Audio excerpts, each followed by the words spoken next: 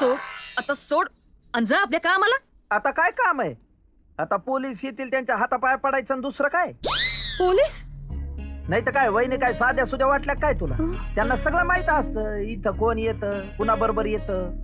पण आजवर वहिनी इथं कधी आले नाहीत ते. याच्या आधी तू ग्रामपंचायतीच्या इलेक्शनचं तिकीट मागितलं होतंस का कधी? असं म्हणजे तूच सांगितलं म्हण की. साहेबाच्या भल्यासाठी काही पण करू शकतो मी. साहेबांच्या भल्यासाठी, स्वतःच्या भल्यासाठी म्हण की. ए आता माझं साहेबाचं राहू दे.